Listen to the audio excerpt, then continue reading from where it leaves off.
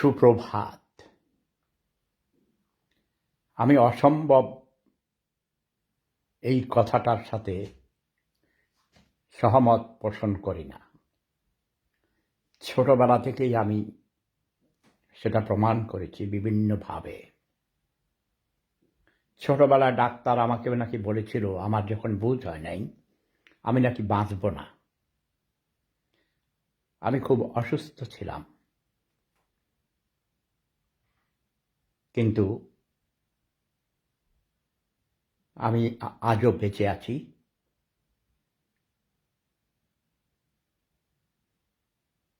৭৫ বছর বয়স আমার চলে, কিন্তু আমার হিসাবে আরো বেশি।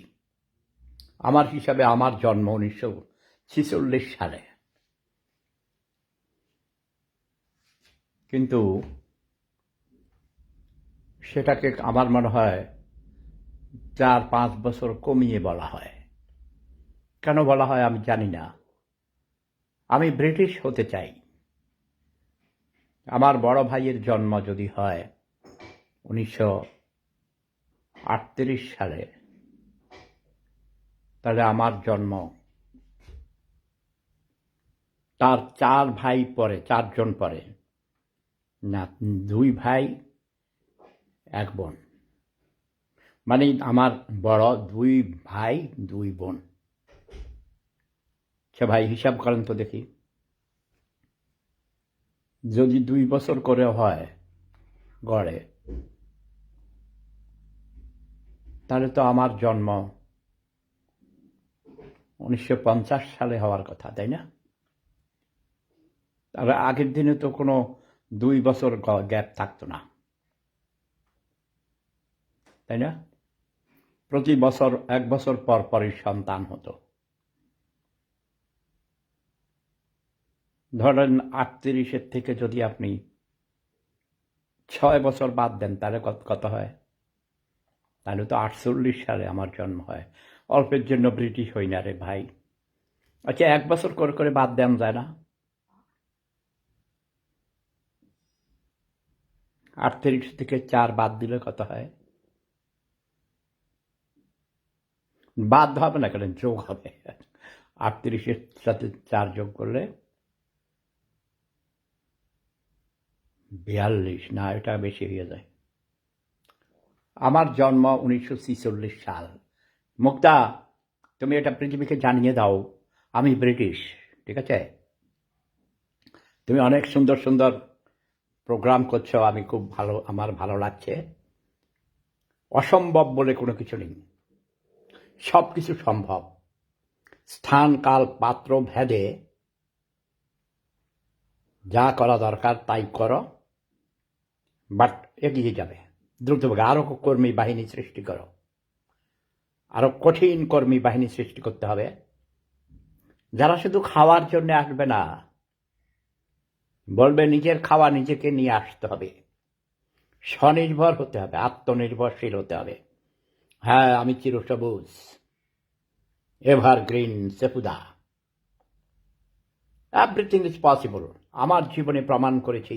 এই যে দেখো, কয়েক বছর থেকে যখন তুমি আমাকে চিনো অনলাইনে, দেখেছো আমার কঠিন কঠিন অপারেশন হয়েছে।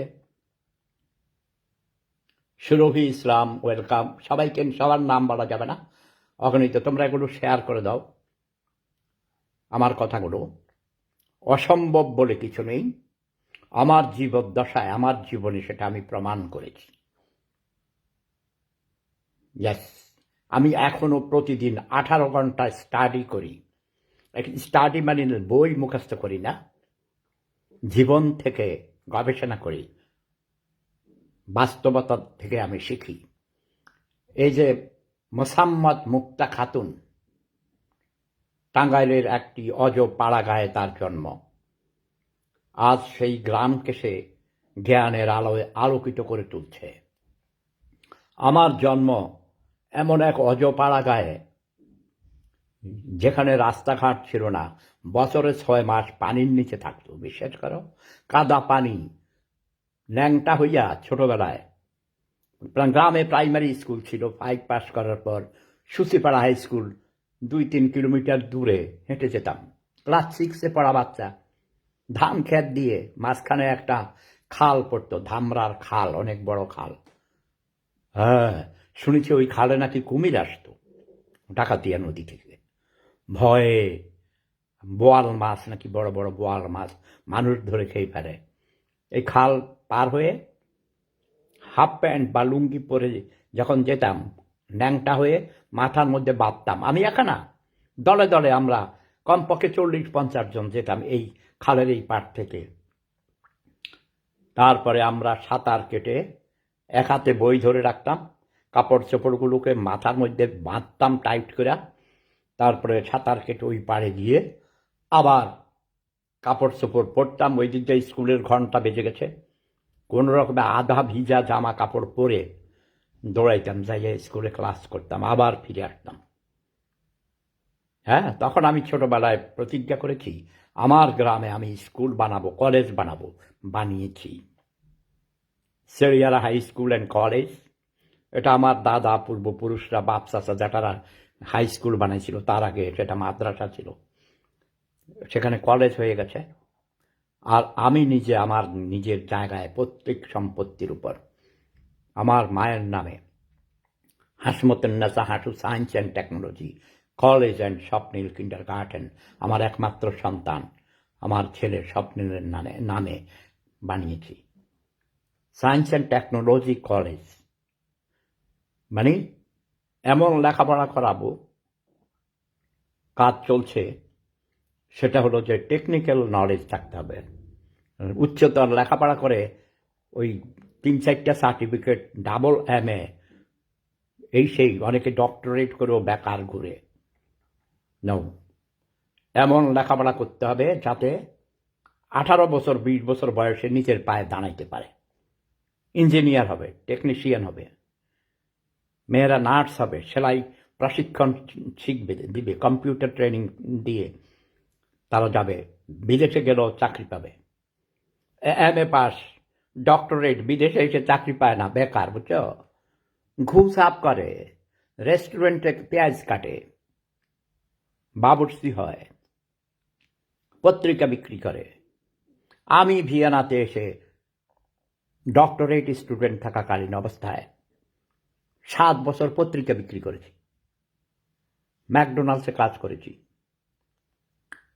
তারপর ধীরে ধীরে এদেশের ভাষা শিখে ভালো চাকরি পেয়েছি, অভিনয় করতে শুরু করেছি তখনই, ছাত্র অবস্থাতেই, বুঝেছ? আমি অনেক কাজ করতে পছন্দ করি। আমার বন্ধুরা, আমার শিক্ষকরা বলে মুল্টি জ্ঞানী, জার্মান ভাষায়, মানে মাল্টি ট্যালেন্ট, মাল্টি টাস্কিং, বুঝছো?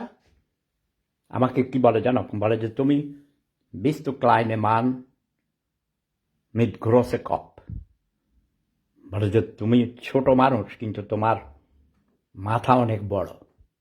আমি বলি না, আমার মাথাও ছোট। বলে না, মাথা বড় অর্থ বোঝায় মাথার ভিতর অনেক বুদ্ধি আছে, ব্রেইন আছে, মেধা আছে। সেই মেধাকে কাজে লাগাতে হবে, সৎ পথে লাগাতে হবে, চুরিদারি করার কাজে লাগাবে না, ওকে? মানুষকে ধোকা দেওয়ার কাজে লাগাবে না, সৎ পথে লাগাও, সঠিক পথে লাগাও। কৃষি উৎপাদন বাড়াইতে হবে। যেমন আমার যে প্রজেক্ট, 2টা প্রজেক্ট বাংলাদেশে ওয়ার্ল্ড পিস মিশনের পক্ষ থেকে, নাম্বার 1 লেখাপড়া, নাম্বার 2 মা-মু-গ-সা, মাছ, মুরগি, গবাদি পশু ও শাকসবজি উৎপাদন প্রকল্প। কি বলছে? মাছ, মুরগি, গবাদি পশু, গরু, ছাগল, ভেড়া, যার যেখানে যেটা হয়, ছাগল, মা-মু-গ-সা মানে শাকসবজি, ফলমূল উৎপাদন প্রকল্প।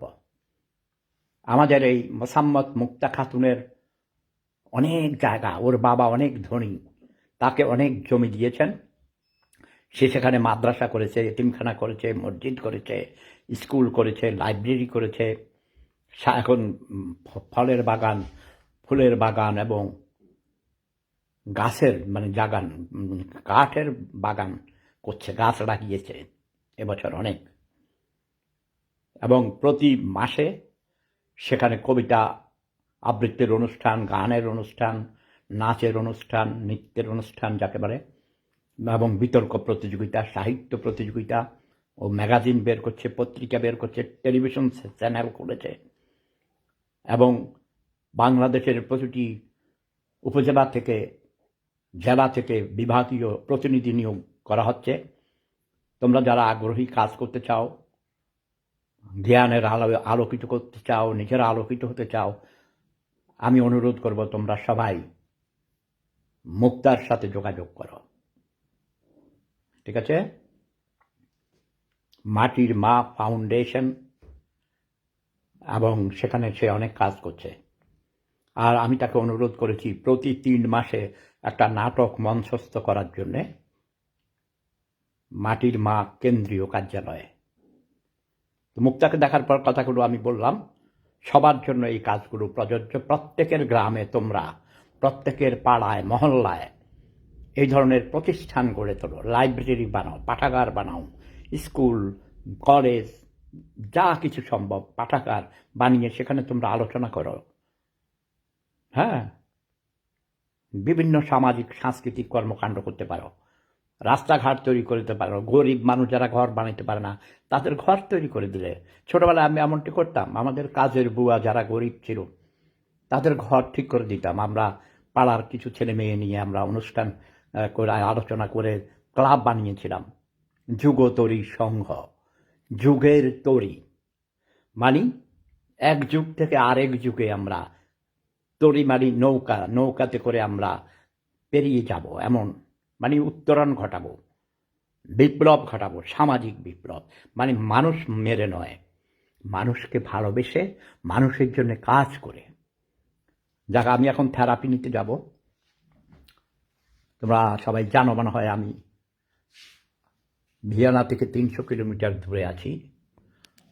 এই যে এখন ভোর হয়েছে, পূর্ব আকাশে সূর্যি মামা উদিত হবে, পাহাড়ের উপর অনেক সুন্দর পরিবেশ। একটু দেখাই। Yes.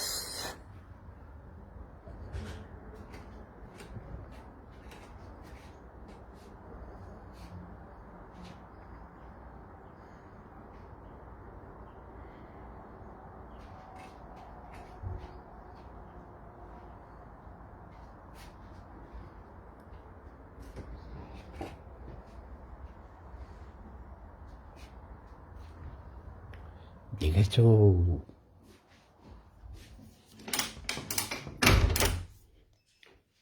এটা আমার থাকার রুম। এটা একটা 5 স্টার হোটেল প্লাস ক্লিনিক। আমার অপারেশনের পর আমার এখানে বিভিন্ন ধরনের চিকিৎসা, থেরাপি হয়। এই যে আমার গোসলখানা, প্রতিদিন ভোরে উঠে আমি গোসল করি। তোমরা প্রতিদিন ভোরে গোসল করবা। ওয়াশরুম, এখানে সব আমার জামা কাপড়গুলো। ইয়েস, এই যে দেখো,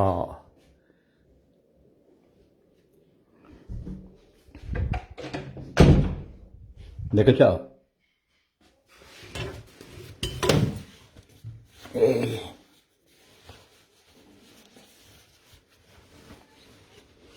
যাক,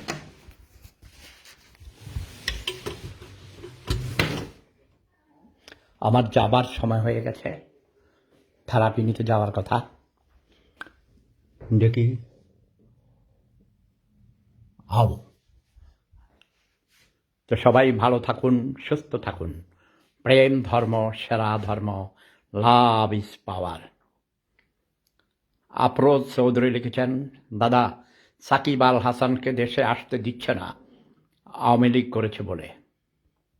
এটা আমাদের মন মানসিকতা খুব খারাপ। একজন জাতীয় ক্রিকেটার, আন্তর্জাতিক খ্যাতিসম্পন্ন ক্রিকেটার সাকিব আল হাসানকে সম্মান করা উচিত। আওয়ামী লীগ করেছে, তার বিরুদ্ধে কোনো মামলা থাকলে সেগুলো কোর্টে বিচার হবে, কিন্তু তাকে দেশে আসতে দেওয়া উচিত।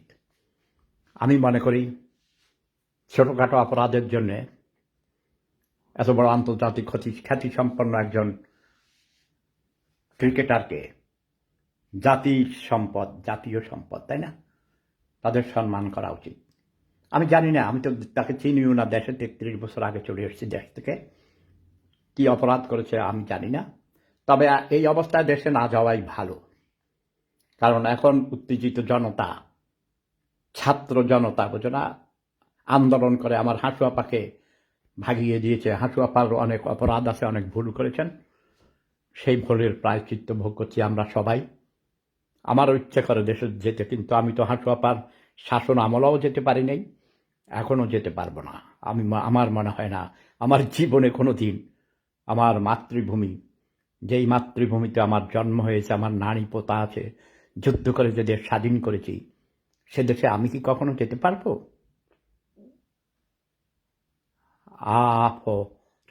আফরাজ কি? আমি তো মনে করছি আফরোজ। আচ্ছা, আফরাজ চৌধুরী লিখেছে। অবসর নেওয়ার সিদ্ধান্ত নিয়েছে। আমি জানি না, সেটা তার ব্যাপার। সেও অনেক অপরাধ করেছে, আমি শুনেছি। বাঙালিরা ক্ষমতা পেলে খুব ক্ষমতার ব্যবহার করে। সবাই যার যার শাস্তি ভোগ করবে। সবাই ভালো থাকুন, সুস্থ থাকুন। প্রেম ধর্ম সেরা ধর্ম, লাভ ইজ পাওয়ার। তবে আমি চাই আমার হাঁসু আপা দেশে আসুক, দেশে এসে তিনি কোর্টে আদালতে ফেস করুক। তিনি অপরাধ করেছেন এটা যদি প্রমাণিত হয় আদালত কর্তৃক, তাহলে তিনি শাস্তি ভোগ করবেন। পালিয়ে যাওয়া ঠিক হয় নাই। তবে তখন পালানো ছাড়া উপায় ছিল না, হাতের কাছে পেলে মেরে ফেলতো। আরও কিছুদিন অপেক্ষা করতে হবে।